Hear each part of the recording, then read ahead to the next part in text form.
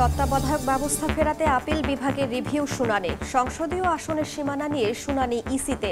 রমজানের আগেই অবাধ সুষ্ঠু নির্বাচনের আশা রিজভির। ডাকসুতে জমজমাট প্রচারণা। রুমমেটকে ছুরিকাঘাতের অভিযোগে ভিপি প্রার্থী জালালকে হল থেকে বহিষ্কার।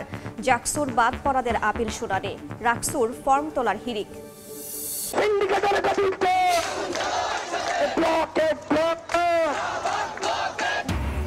দশম গ্রেডে আবেদনের সুযোগ চান স্নাতক প্রকৌশলীরা। ৩ দাবিতে বুয়েট শিক্ষার্থীদের মার্চ টু ঢাকা কর্মসূচি।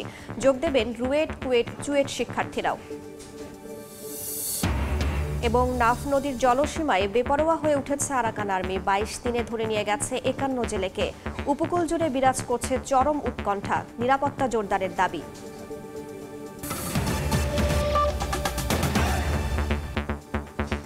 সময় সংবাদের সঙ্গে আছি আমি রাইসা জান্নাত।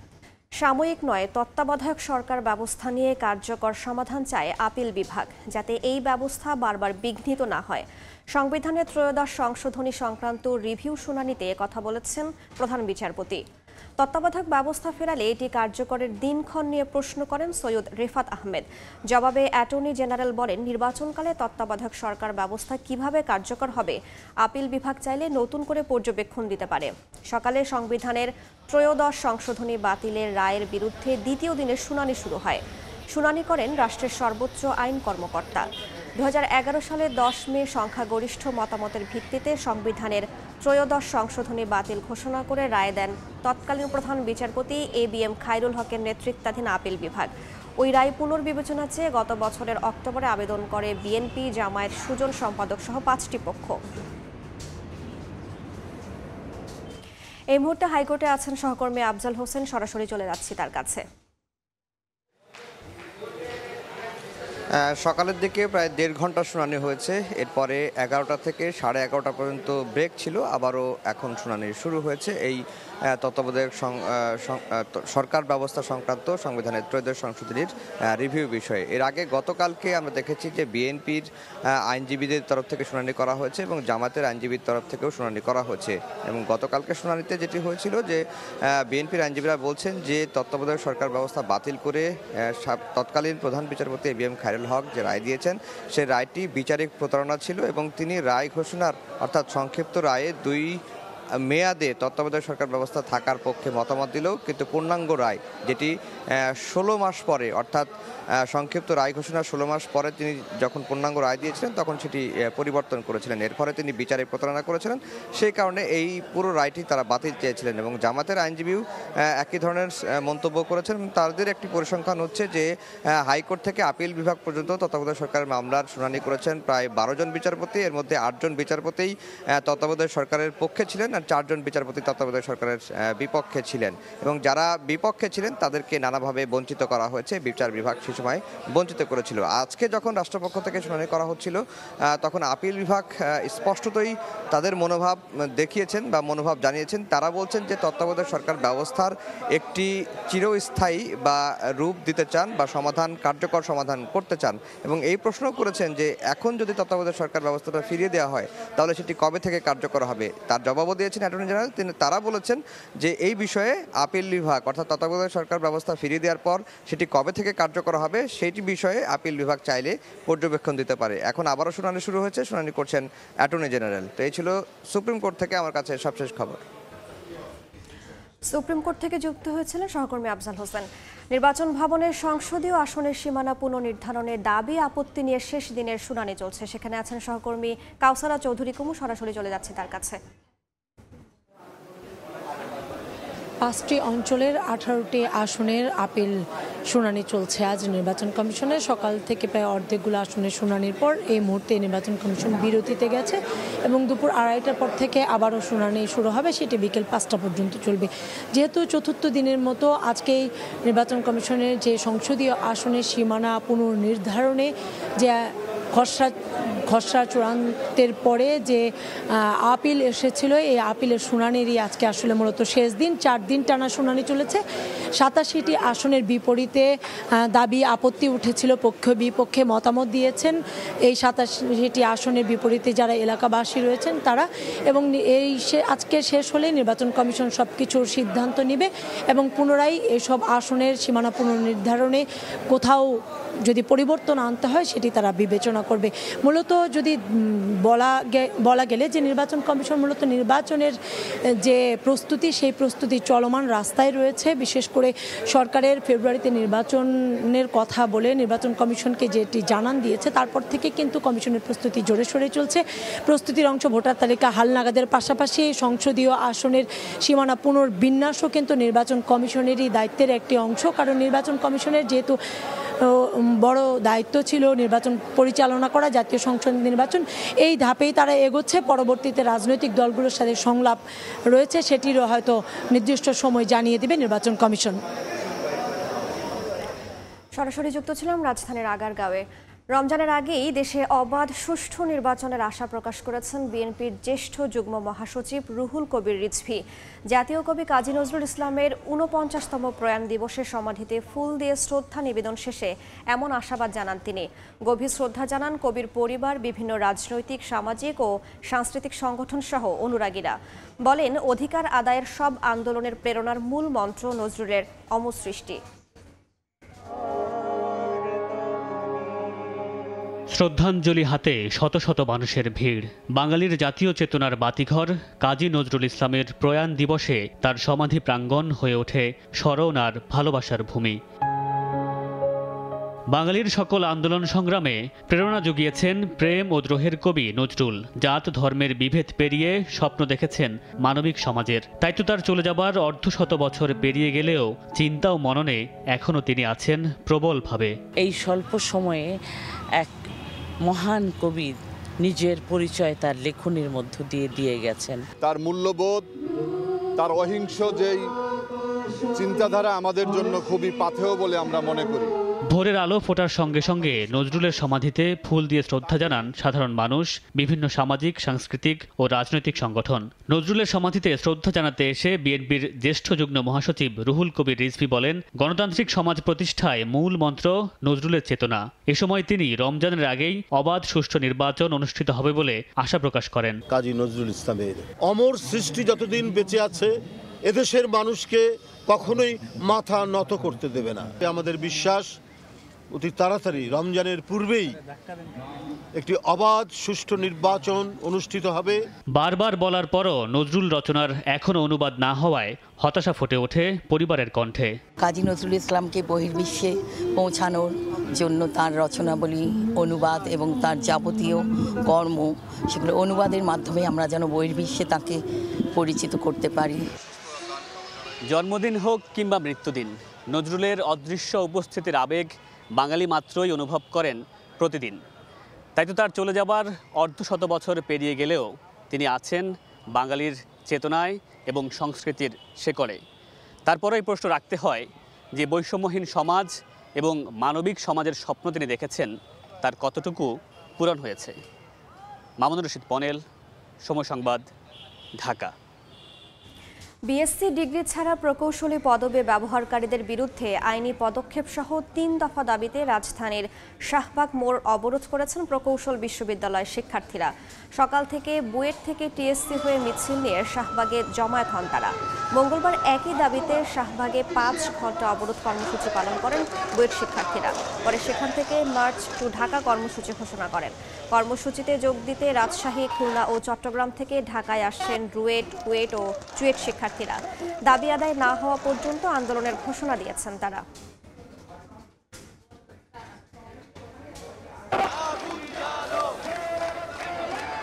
এই মুহূর্তে শাহবাগে আছেন রিপোর্টার আলামিন তুষার, সরাসরি যাচ্ছি তার কাছে।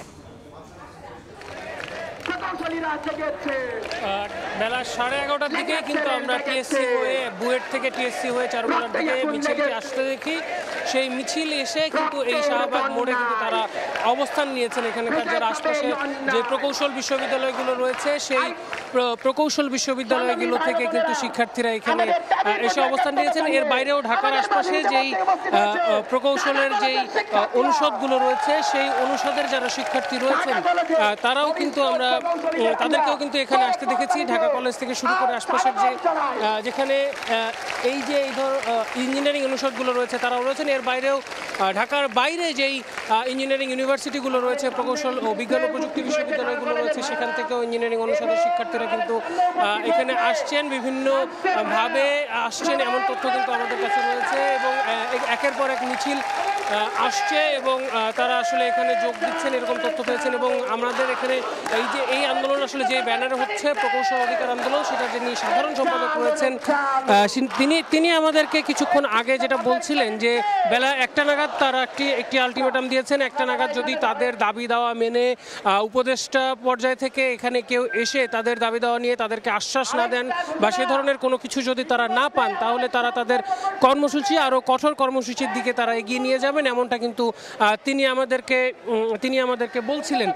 এবং এর বাইরেও এখানে আমরা দেখতে পাচ্ছি যে আশপাশের সড়কগুলোকে বন্ধ করে দেওয়া হয়েছে। তখন যে আশপাশের যেই পরিবহনগুলো ছিল সেই পরিবহনগুলোকে কিন্তু ঘুরিয়ে দেওয়া হয় এবং শিক্ষার্থীরা এখানে একটু পরপর তাদের দাবি দেওয়া নিয়ে স্লোগান দিচ্ছেন। তো এখনো পর্যন্ত শাহবাগ থেকে এই ছিল আমার কাছে সবশেষ তথ্য। সরাসরি যুক্ত ছিলাম রাজধানীর শাহবাগে। এদিকে ছাত্র সংসদ নির্বাচন ঘিরে ক্যাম্পাসে উৎসবের আমেজ। সে খবর জানাতে এই মুহূর্তে ঢাকা বিশ্ববিদ্যালয়ে আছেন সহকর্মী জুম্মান সাদিক জ্যাভলিন, জাহাঙ্গীরনগর বিশ্ববিদ্যালয়ে মোজাফফর হোসেন জয় এবং রাজশাহী বিশ্ববিদ্যালয়ে আছেন সাইফুর রহমান রকি। সরাসরি প্রথমেই যাচ্ছি জ্যাভলিনের কাছে।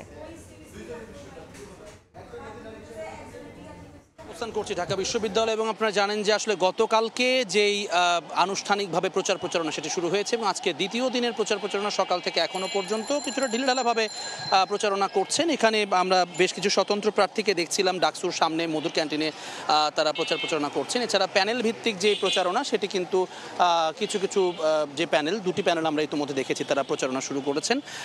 অপরাজয় 71 এবং অদম্য 24 নামের যে প্যানেলটি রয়েছে এই তাদের প্যানেলের প্রচারণা কিন্তু কিছুক্ষণ আগে এখানে আনুষ্ঠানিকভাবে তারা শুরু করলেন।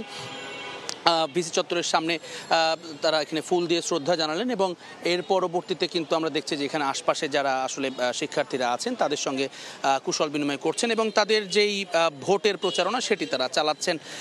এছাড়া আমরা দেখেছি ডাকসুর আশপাশের এলাকাগুলোতে সকাল থেকে মোটামুটি শুধুমাত্র স্বতন্ত্র যারা প্রার্থী ছিলেন তারাই সেখানে দু একজনকে দেখা গেছে। তবে বেলা বাড়ার সঙ্গে সঙ্গে আসলে প্রচারণার যেই কার্যক্রম সেটি ধীরে ধীরে আরও বাড়বে এটি আশা করা যাচ্ছে। এবং আপনাদেরকে জানিয়ে রাখি যে আমরা সিনেট ভবনে নির্বাচন চিফ রিটার্নিং কর্মকর্তা যিনি রয়েছেন ডক্টর মোহাম্মদ জসিম উদ্দিন, তার সঙ্গে কথা বলার চেষ্টা করছি। বিশেষ করে গতকালকে রাতের যেই ঘটনাটি ঘটেছে মহসিন হলের একজন যিনি ভিপি প্রার্থী ছিলেন, যিনি ভিপি প্রার্থী আছেন এখনও 8 নম্বর ব্যালটে, জালাল আহমদ বা তার যেই আরেকটি নাম আছে ওরফে জালাল, তার ব্যাপারে আনুষ্ঠানিক এখনও কোনো অভিযোগ পায়নি। যদিও শাহবাগ থানায় কিন্তু ইতিমধ্যে তার নামে মামলা হয়েছে। তবে এই বিষয়ে যে আচরণবিধি সম্পর্কিত যে টাস্ক ফোর্স রয়েছে সেখানে অভিযোগ পাওয়ার পরে সিদ্ধান্ত নেওয়া হবে এমনটি কিন্তু আমাদেরকে তারা জানিয়েছেন এবং এখনও পর্যন্ত তারা আনুষ্ঠানিক কোনো অভিযোগ পাননি। তো এই ছিল এখনও পর্যন্ত ডাকসুর নির্বাচনের প্রচারণা এবং গতকালকে রাতের সবশেষ ঘটনা। আমরা চলে যাচ্ছি জাকসুতে, সেখানকার নির্বাচনের খবর জানাচ্ছেন সহকর্মী জয়। আমি বর্তমানে রয়েছি জাহাঙ্গীরনগর বিশ্ববিদ্যালয়ের সিনেট হলে, যেখানে মূলত জাহাঙ্গীরনগর বিশ্ববিদ্যালয়ের নির্বাচন কমিশন অবস্থিত। জানেন যে পূর্ব নির্ধারিত সময় অনুযায়ী আজকে কিন্তু 276 জন যে প্রার্থী আছে তাদের মধ্যে থেকে 20টি মনোনয়নপত্র অবৈধ ঘোষণা করা হয়েছিল। তার জন্য আপিল শুনানির দিন আজকে নির্ধারিত করা হয়েছে এবং সেই দিক থেকে কিন্তু গতকালকে কিন্তু আমরা দেখেছি যে 13টির মতো আবেদনপত্র জমা পড়েছে নির্বাচন কমিশনের কাছে। সেই আবেদনের আজকে হিয়ারিং চলছে এবং শুনানি চলছে। ছোটোখাটো কিছু ভুল, তথ্যগত ভুল এবং বিশেষ করে সমর্থনকারী বা শনাক্তকারীর যে ধরনের নাম্বার বা আইডি কার্ড নাম্বার, অনেকগুলি আইডি নাম্বার, এই সমস্ত ভুল যেগুলো ছিল সেগুলোকে ইতিমধ্যে নির্বাচন কমিশন সেগুলো সংশোধনের জন্য তাগিদ দিয়েছেন। একই সাথে কিন্তু কিছু কিছু জটিল সমস্যাও রয়েছে, যারা শিক্ষার্থী নন তারাও আবেদন করেছিলেন, অনেকেই তাদের নামও বাদ পড়ার সম্ভাবনা রয়েছে এবং সব মিলিয়ে এখনো পর্যন্ত হিয়ারিং চলছে এবং হিয়ারিং শেষে অর্থাৎ নির্বাচন কমিশনার বিকাল 4টা নাগাদ ঘোষণা করবেন যে মূলত কারা এই প্রার্থিতায় জয়ী হচ্ছে এবং কারা থাকছে, নির্বাচন করতে পারবেন, তাদের বৈধতা থাকছে। তাদের নিয়ে নির্বাচন কমিশন বিকেল 4টায় জাহাঙ্গীরনগর বিশ্ববিদ্যালয়ের যে সিনেট হল রয়েছে এবং যে নির্বাচন কমিশন রয়েছে সেই অফিসেই তারা প্রেস ব্রিফিংয়ের মাধ্যমে জানিয়ে দেবেন বলে আমাদেরকে জানিয়েছেন। একটি জিনিস জানিয়ে রাখতে চাই, জাহাঙ্গীরনগর বিশ্ববিদ্যালয়ে মূলত নির্বাচনী প্রচারণার প্রায় শেষ, নির্বাচন শুরু করার আগ মুহূর্তে কিন্তু রয়েছে। কারণ হচ্ছে জাহাঙ্গীরনগর বিশ্ববিদ্যালয়ে ইতিমধ্যে নির্বাচন কমিশন কর্তৃক সকল আনুষ্ঠানিকতা সম্পন্ন করা হয়েছে এবং 29 তারিখে মূলত নির্বাচন কমিশনের পক্ষ থেকে বলা হয়েছে সেদিন থেকে নির্বাচন প্রচারণায় অংশ নিতে পারবে প্রার্থীরা। এই ছিল জাহাঙ্গীরনগর বিশ্ববিদ্যালয়ে নির্বাচন সংক্রান্ত বিষয় আদি।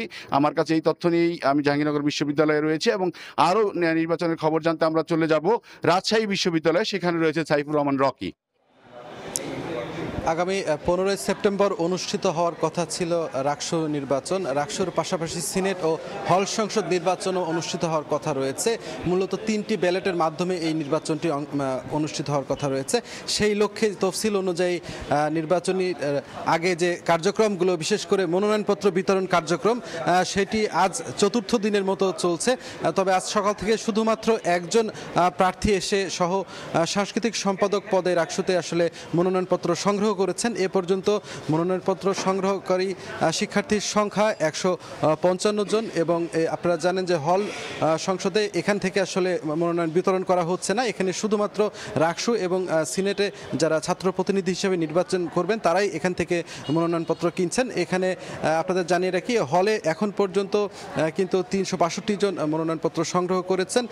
পাশাপাশি এখানে সিনেটে 17 জন মনোনয়নপত্র সংগ্রহ করেছেন এবং তারা প্রার্থী হওয়ার জন্য মনোনয়নপত্র সংগ্রহ করেছেন। আপনাদের জানিয়ে রাখি যে রাকসু নির্বাচন নিয়ে আসলে বেশ কয়েকটি ছাত্র সংগঠনের মধ্যে ছাত্রদল সহ বেশ কয়েকটি ছাত্র সংগঠন নির্বাচন পেছানোর দাবিতে কিন্তু তারা জানিয়েছিলেন নির্বাচন কমিশনারের কাছে এবং এই দাবির প্রেক্ষিতেই মূলত সার্বিক বিষয় নিয়ে এখানে আলোচনায় বসেছেন রাকসু নির্বাচনের পরিচালনার দায়িত্বে যেসব শিক্ষকরা রয়েছেন তারা।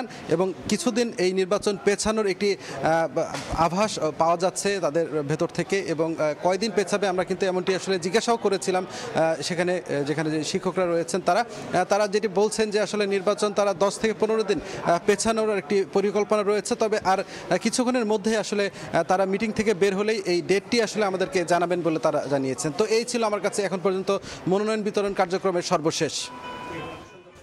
সরাসরি যুক্ত ছিলাম রাজশাহী বিশ্ববিদ্যালয়, তার আগে যুক্ত ছিলাম জাহাঙ্গীরনগর ও ঢাকা বিশ্ববিদ্যালয়ে।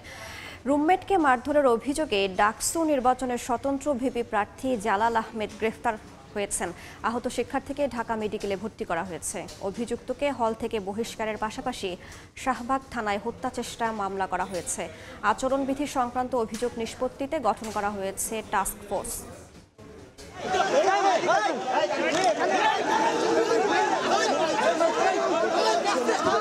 বুধবার রাত 1:15টার দিকে মোহসেন হলের 462 নম্বর রুমে হামলার শিকার হন রাষ্ট্রবিজ্ঞান বিভাগের 18-19 সেশনের শিক্ষার্থী রবিউল হক। কথা কাটাকাটির জেরে ধারালো অস্ত্র দিয়ে আঘাত করেন তারই রুমমেট ডাকসু নির্বাচনের স্বতন্ত্র ভিপি প্রার্থী জালাল আহমেদ।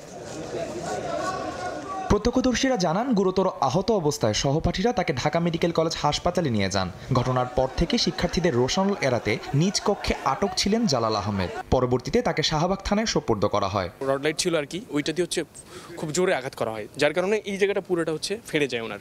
তো ওইখান থেকে ব্লিডিং তখন হচ্ছিল, বাইরে হচ্ছে উঠায়া তখন হচ্ছে দুইজন ভাই বাইকে করে ঢাকা মেডিকেলে নিয়ে যায়। সে হচ্ছে দীর্ঘদিন যাবৎ হলে অবস্থান করছে এবং তার লাইফটা মূলত আসলে ভারসাম্যহীন একটা মানুষ সে।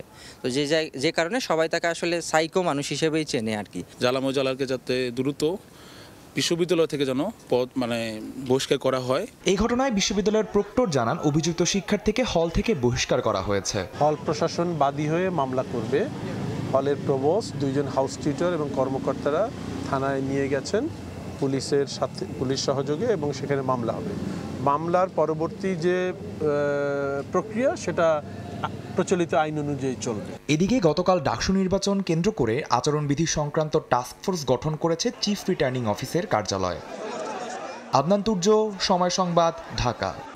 সময় সংবাদে আরও থাকছে, ভয়াবহ বন্যায় বিপর্যস্ত জম্মু কাশ্মীর, ৩০ জনের মৃত্যু, টাইফুনের আঘাতে লন্ডভন্ড চীন ও ভিয়েতনামের উপকূল, আশ্রয় কেন্দ্রে লাখ লাখ মানুষ। বাংলাদেশ মিয়ানমার সীমান্তের নাফ নদীর জলসীমায় বেপরোয়া হয়ে উঠেছে আরাকান আর্মি। গত 4 দিনে নাফ নদীর জলসীমা থেকে 6টি ট্রলার সহ 44 জেলেকে ধরে নিয়ে গেছে তারা। এ নিয়ে টেকনাফ উপকূলে বিরাজ করছে চরম উৎকণ্ঠা। জেলেদের উদ্ধারে দ্রুত পদক্ষেপ ও নাইখং দিয়া এলাকায় নিরাপত্তা জোরদারের দাবি জানিয়েছেন ট্রলার মালিক সমিতি। বিস্তারিত জানাচ্ছেন সুজাউদ্দিন রুবেল। শাহপুরী দ্বীপের নাইখংদিয়া জলসীমা অংশে একের পর এক ট্রলার সহ জেলেদের ধরে নিয়ে যাচ্ছে মিয়ানমারের বিদ্রোহী গোষ্ঠী আরকান আর্মি। এ নিয়ে গেল 22 দিনে মিয়ানমারের আরকান আর্মি ধরে নিয়ে গেছে 51 জন জেলেকে, যাদের কোনো খবর পাচ্ছে না জেলে পরিবারগুলো। আরকান আর্মিরা এসে স্পিডবোট নিয়ে এসে এরা আমাদেরকে ধরে নিয়ে যায়। ট্রলার মালিক সমিতির দাবি, সীমান্তের নিয়ন্ত্রণ নেওয়ার পর থেকে বেপরোয়া হয়ে উঠেছে আরকান আর্মি। এতে মাছ ধরা হয়ে উঠেছে কঠিন। আইন শৃঙ্খলা বাহিনীর কাছে আমাদের আবেদন, ওনারা যদি আমাদের চলাচলের রাস্তাটা একটু নিরাপত্তা দেয় আমাদেরকে, তাহলে আমরা স্বাভাবিকভাবে সাগরে যেয়ে নিশ্চিতভাবে কুলের মধ্যে ফিরতে পারবো। 7 দিনের মধ্যে 46 জন জেলে বুসসহ ধরে নিয়ে গিয়ে এই ব্যাপারে আমি সরকারের সহযোগিতা কামনা করি। তবে বিজিবি বলছে সীমান্ত এলাকা সংবেদনশীল হওয়ায় জেলেদের আরও বেশি সতর্ক হতে হবে। যেন কোনোভাবেই তারা মাছ ধরার সময় যেন সীমান্ত অতিক্রম না করে। সীমান্ত যদি অতিক্রম না করে সেই ক্ষেত্রে আসলে মিয়ানমারের ওই পাশে কারোই কোনো ক্ষমতা নাই আমাদের জেলেদেরকে ধরে নিয়ে যাওয়ার জন্য। 2024 সালের ডিসেম্বর থেকে চলতি আগস্ট পর্যন্ত নাফ নদী ও বঙ্গোপসাগর থেকে 250 জন জেলেকে ধরে নিয়ে যায় আরকান আর্মি। সুজাউদ্দিন রুবেল, সময় সংবাদ, কক্সবাজার।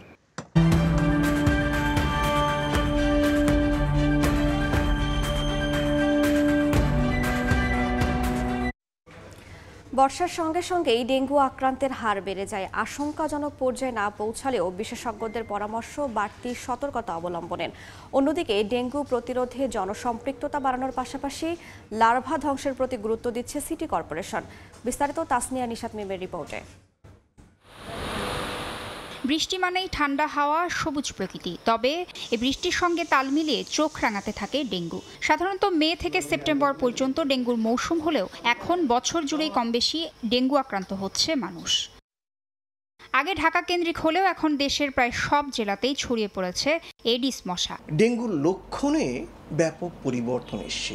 সম্ভবত আমরা মনে করছি ডেঙ্গু ভাইরাসের আচার আচরণেও পরিবর্তন এসছে, যদিও ব্যাপারটা নিয়ে ব্যাপক কোনো গবেষণা বাংলাদেশে হয়নি। অন্যান্য বছরের তুলনায় এবছর জ্বরে আক্রান্ত রোগীর সংখ্যা বেশি হওয়ায় বিশেষজ্ঞদের পরামর্শ ডেঙ্গুর লক্ষণ প্রকাশ পেলে দ্রুত পরীক্ষা নিরীক্ষা আর বাড়তি সতর্কতা অবলম্বনের। যদি জ্বর হয়, জ্বরের সাথে শরীর ব্যথা, অস্থিসন্ধিতে ব্যথা, পেট ব্যথা, পাতলা পায়খানা, বমি ভাব বা মাথা ব্যথা থাকে, তাহলে ঘরে বসে থাকাটা বোকামি হবে। ডেঙ্গু প্রতিরোধে শুধু জনসচেতনতা নয়, বরং জনসম্পৃক্ততা বাড়ানোর চেষ্টা করছে সিটি কর্পোরেশন। যে জায়গাগুলোতে এক পশলা বৃষ্টি হলেই মশার ব্রিডিং প্লেস হয়, আমরা সেগুলোকে রিমুভ করার চেষ্টা করব। বিশেষজ্ঞরা বলছেন এডিস মশা নিয়ন্ত্রণ করতে না পারলে অচিরেই ডেঙ্গু পরিস্থিতি হতে পারে ভয়াবহ। তাসনিয়া নিশাত মিম, সময় সংবাদ, ঢাকা। এবার বায়ুমানের খবর।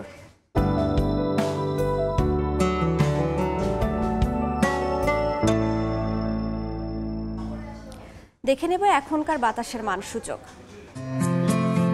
বায়ুমান বিষয়ক সংস্থা আইকিউ এয়ারের সূচক অনুযায়ী বাংলাদেশে এখনকার বাতাসের মান: ঢাকা বিভাগের বায়ুর মান 83, যা সন্তোষজনক, বাতাসে আর্দ্রতা 60%। চট্টগ্রাম বিভাগে বায়ুর মান 53, এটি সন্তোষজনক, বাতাসের আর্দ্রতা 68। রাজশাহী বিভাগে বায়ুমান 80, যেটি সন্তোষজনক, বাতাসের আর্দ্রতা 62। সিলেট বিভাগে বায়ুর মান 60, এটিও সন্তোষজনক, বাতাসে আর্দ্রতা 70%। খুলনা বিভাগের বায়ুমান 55, যা ভালো, বাতাসে আর্দ্রতা 65। বরিশাল বিভাগে বায়ুর মান 54, এটি সন্তোষজনক, বাতাসে আর্দ্রতা 64। রংপুর বিভাগের বায়ুমান ৭৬, যেটি সন্তোষজনক, বাতাসে আর্দ্রতা ৬২। ময়মনসিংহ বিভাগের বায়ুর মান ৭০, এটিও সন্তোষজনক, বাতাসে আর্দ্রতা ৬২%। সারা দেশে বায়ুর মান সবচেয়ে ভালো খুলনায় ৫০ আর সবচেয়ে খারাপ রাজশাহীতে ৮০। জাতীয় প্রেস ক্লাবে আলোচনা সভায় বক্তব্য রাখছেন বিএনপি মহাসচিব মির্জা ফখরুল ইসলাম আলমগীর। সরাসরি যাচ্ছি সেখানে। প্রধানমন্ত্রী হয়েছেন, প্রধানমন্ত্রী হয়েছেন, কখনো কখনো দেখা হয়েছে, দেখা হলে স্বাভাবিকভাবে বুকে জড়িয়ে ধরেছেন। আমরা নিজের কাজে গেছি। এরপরে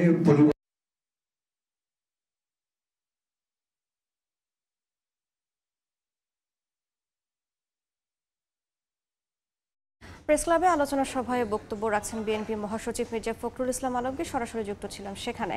সাফ অনূর্ধ্ব 17 নারী চ্যাম্পিয়নশিপের খবর। নিজেদের চতুর্থ ম্যাচে আজ বাংলাদেশের প্রতিপক্ষ নেপাল। শিরোপার আশা বাঁচিয়ে রাখতে বড় জয় চায় লাল সবুজের দল। চাংলি মিথাং স্টেডিয়ামে ম্যাচ শুরু হবে বেলা ৩টায়। বাংলাদেশ প্রথম ম্যাচে ভুটানকে হারালেও দ্বিতীয় ম্যাচে পথ হারিয়েছে ফেভারিট ভারতের কাছে। তৃতীয় ম্যাচে নেপালকে হারিয়ে জয়ে ফেরে লাল সবুজ। ৩ ম্যাচ শেষে অর্পিতাদের সংগ্রহ 6 পয়েন্ট।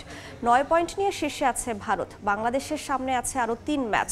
শিরোপা জিততে চাইলে 3 ম্যাচেই পেতে হবে বড় জয়। এর মধ্যে শেষ ম্যাচে ভারতকে বড় ব্যবধানে হারাতে পারলেই শিরোপা নিজেদের করে নিতে পারবে লিটুর দল। তবে বাংলাদেশের সবচেয়ে বড় সমস্যা ফিনিশিংয়ের ব্যর্থতা, জানিয়ে বাড়তি কাজ করেছেন কোচিং স্টাফ।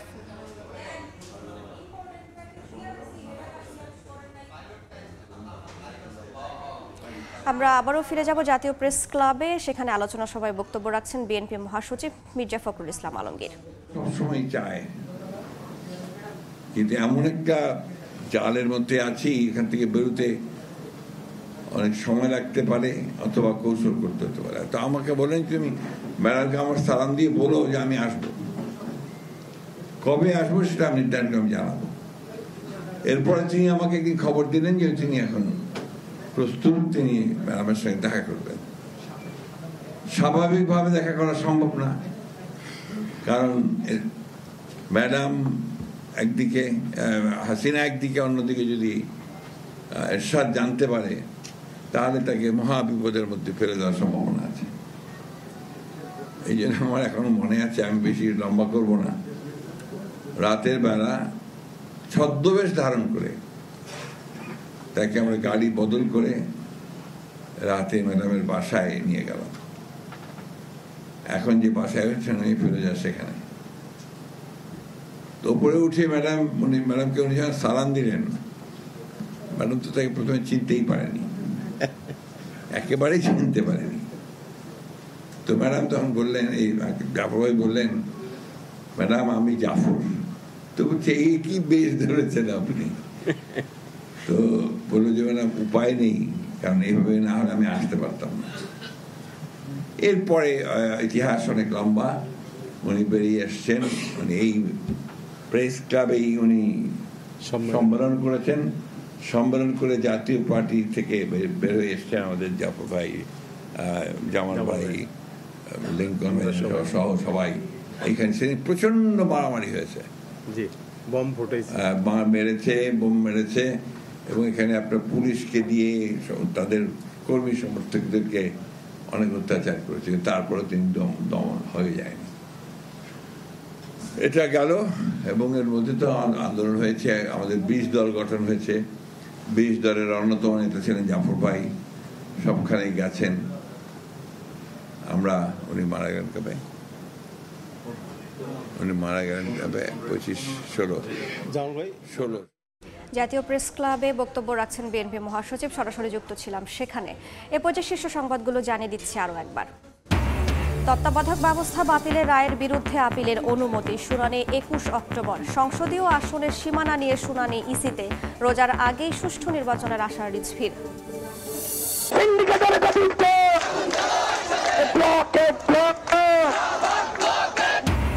শাহবাগ অবরোধ প্রকৌশল বিশ্ববিদ্যালয়ের শিক্ষার্থীদের। বিএসসি ছাড়া প্রকৌশলী পদবি ব্যবহার বন্ধ সহ 3 দাবি। দুপুরের মধ্যে না মানলে মার্চ টু সচিবালয় কর্মসূচি ঘোষণা। এবং ডাকসুতে জমজমাট প্রচারণা, রুমমেটকে মারধরের মামলায় গ্রেফতার ভিপি প্রার্থী জালাল। ডাকসুর ভোট পেছালো 13 দিন, ডাকসুর বাদ পড়াদের আপিল শুনানি।